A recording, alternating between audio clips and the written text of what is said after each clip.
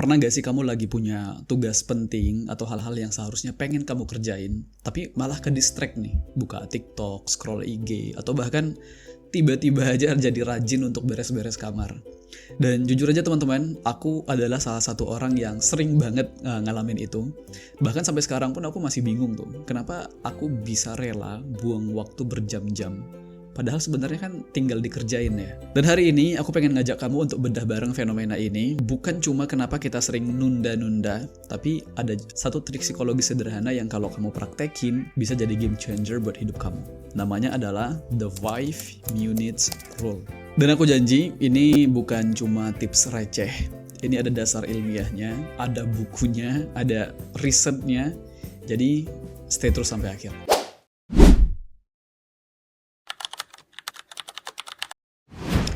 Kebiasaan nunda-nunda ini teman-teman, dalam psikologi itu disebut dengan procrastination. Menurut Piers Steel, seorang profesor psikologis dari University of Calgary, dalam bukunya The Procrastination Equation, dia bilang bahwa menunda itu bukan sekedar malas, tapi lebih ke pertarungan di otak kita antara reward jangka pendek dengan reward jangka panjang. Simpelnya gini deh, otak kita itu dia punya sistem yang suka banget sama kesenangan instan teman-teman. Kayak scroll medsos, makanan-makanan cepat saji, itu semua tuh langsung ngasih kita tuh dopamine hit, rasa puas cepat. Sedangkan hal-hal penting kayak misalnya ngerjain skripsi, belajar, olahraga, itu tuh kita tuh butuh waktu lama kan untuk ngerasain hasilnya. Makanya otak kita tuh jadi kayak ngomong, nanti aja deh, sekarang santai aja dulu. Akhirnya kita masuk ke lingkaran yang namanya procrastination tadi, yaitu lingkaran kemalasan. Lingkaran untuk menunda-nunda sesuatu yang sebenarnya penting buat kita. Dan aku yakin semua kalian pasti pernah ngerasain semakin lama kita menunda sesuatu yang penting itu, semakin besar juga rasa bersalah yang kita rasain.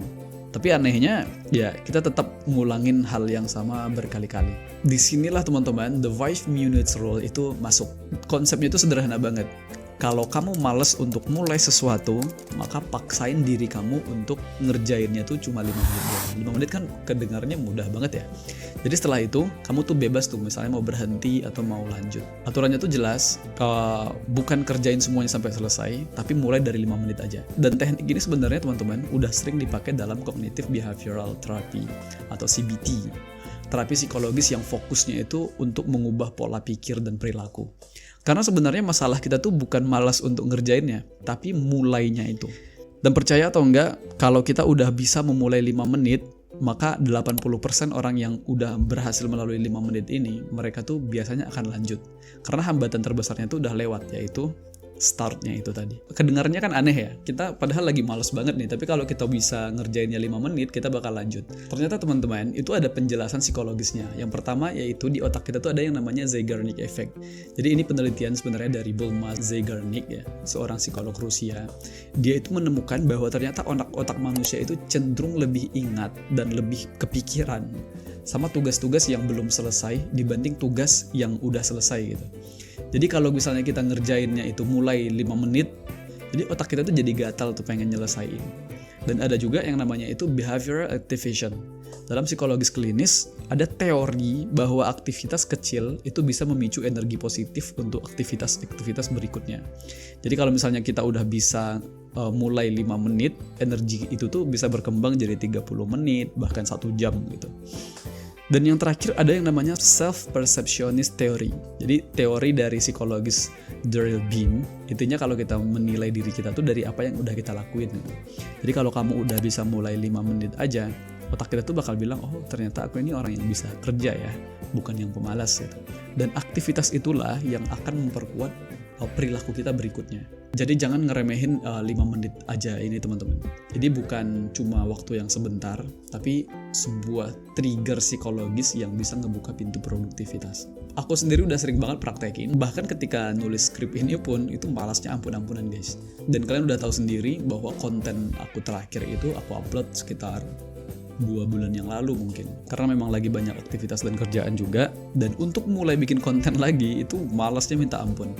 Bahkan sampai 5 menit yang lalu sebelum aku tag video ini, itu aku masih malas-malasan. Jadi caranya tuh mudah banget ya, kalian tinggal pilih aja tugas-tugas apa yang pengen kalian selesaiin, kemudian kalian mulai dari kerjain. Misalnya kalau kalian pengen kerjain skripsi, kalian buka laptop, tulis Atau misalnya kalian pengen bikin konten, ya udah ambil buka komputer, buka handphone, kalian cari ide, kalian riset, kalian tulis skrip. Pokoknya kalian mulai teman-teman. 5 menit pertama itu akan berat banget, tapi kalau kalian udah bisa ngelewatin yang 5 menit itu, kalian bakal ketagihan untuk lanjut karena moodnya tuh udah kebangun. Kamu juga bisa kombinasikan ya dengan misalnya journaling. Catat aja misalnya hari ini kamu udah berhasil lewatin 5 menit, dan lama-lama kamu bakal sadar tuh bahwa ternyata 5 menit itu sering berubah jadi 30 menit, bahkan sering berubah jadi 1 jam gitu. Jadi ingat teman-teman bahwa menunda itu bukan soal kita itu orang yang pemalas gitu ya. Itu cuma otak kita aja yang pengen cari kesenangan instan. Jadi kuncinya ada di start small tadi. Mulai kecil aja dulu. Mulai dari 5 menit aja. Seperti kata motivator Mel Robbins dalam bukunya The 5 Second Rule, dia bilang, you are never going to feel like it. You just have to start. Dan sekarang aku mau nantang kalian semua yang mungkin nonton video ini. Coba sekarang kamu pilih satu tugas yang paling sering banget kamu tunda, terapin the 5 minutes rule tadi, dan setelah itu tulis pengalaman kamu di kolom komentar. Karena aku pengen banget baca cerita kalian juga, mungkin bisa jadi trigger juga untuk aku contoh.